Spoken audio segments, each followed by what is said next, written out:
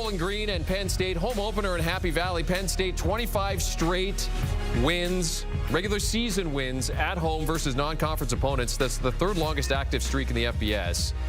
Bowling Green 0-12 all-time against AP Top 10. Late second quarter, tied at 17. Jamal Johnson bursting through the middle for the 41-yard touchdown run. Bowling Green up 24-17. A rough start for the Nittany Lions in this one. First time trailing at the half to a non-conference home opponent since 2019.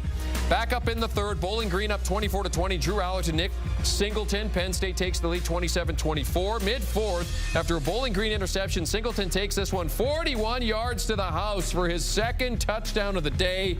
Penn State extends their lead to 34-24. They go on to survive and win 34-27, a 26th regular season home win over a non-conference opponent. Bowling Green falling to 0-13 all-time versus AP Top 10 teams. Fourth straight home opening win for Penn State. Their last loss coming in 2020.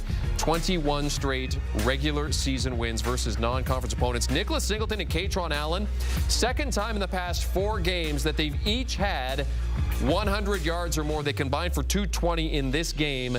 Penn State hosts Kent State next week at home for their third non-conference matchup of the season.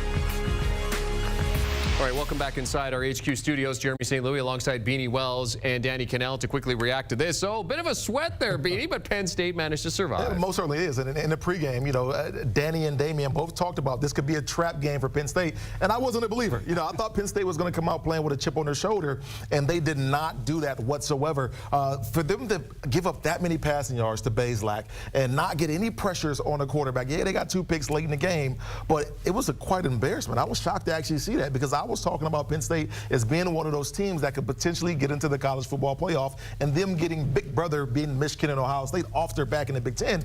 They did not play very well today whatsoever. It was a surprising game. The biggest surprise was on the defensive side of the ball because they did have 2 backs go over 100 yards. Drew Aller was pretty solid. He made 1 interception, but other than that, he was pretty good. But this defense, which has historically been the strong suit, remember all offseason was about this new offense and the new firepower and how they were going to try to get big plays.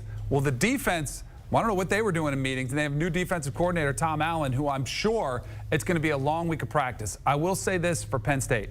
You didn't lose. Like, it's a win is a win, it's a win. Like, there's a lot of teams out there that suffered rough losses. This could be the kind of game that is a wake-up call so that you don't have another one of these later in the season, because the coach, James Franklin, can remind them every time they play and they're a heavy favorite, he can say, hey, if we take this team lightly, you saw what happened against Bowling Green, this team could beat us. So that's the way you have to approach it. But there are some causes for concern on the defense side of the ball. And now, I mean, they don't play again until the 21st against Kent State. So they get a little time, a little bit of time to kind of rest. It's one of those bye situations where they get times to kind of regroup and everything. What do you think James Franklin says to his team after this game? It's probably a big sigh of relief. And again, it's like a warning for them. Like, hey, you guys have been reading your press clippings. You guys have been hearing about how good you are, how you're supposed to be in the playoffs now. Just because you won 1 game, you saw what happens when you let off the gas and when you don't prepare the way you should. Because that's probably where it started. In practice, guys are a little bit lackluster, and they're starting to buy into, hey, you guys are this great team, and you start watching a little less film. You don't quite go as hard at practice. You're like, we'll be fine if you don't make a play. So that, I think, will be the message to James Franklin. Okay, this is the time we need to dial in, and I think they'll respond. And as a coach and a player, you can always tell how the game is going to go by the week of practice. Yeah. People say that, and it sounds cliche, but you can tell when guys are letting off the gas in practice how they're going to play on Saturdays. One of the things we've been talking about over the course of the early part of the season is just, you know, how much every game, every play, we've heard coaches talk about this, how every play matters.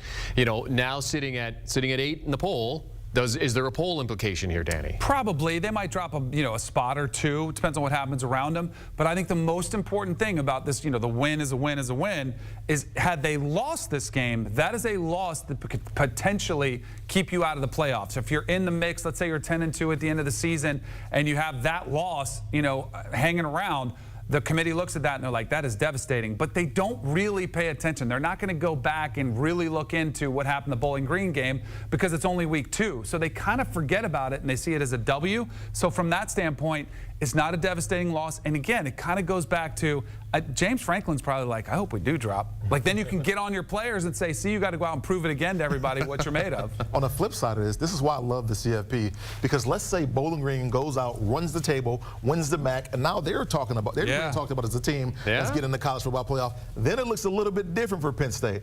I love college football this year. Well, and Bowling Green, I mean, they acquitted themselves well in this game. Certainly acquitted themselves well in this game against one of the top 10 teams in the country. But for Penn State, now you get a little time off because you got Kent State coming up next, and that is on the 21st of September. By the way, Drew Aller, to Danny's point, 2 touchdowns and interception. He was 13 of 20 for 204. Connor Bazelak, though, what a day for him. 25 of 39 for 254. Had the 2 touchdowns, but unfortunately for him, also threw the 2 interceptions. But the big story is that Penn State gets the win. 34-27 over Bowling Green to improve to 2-0.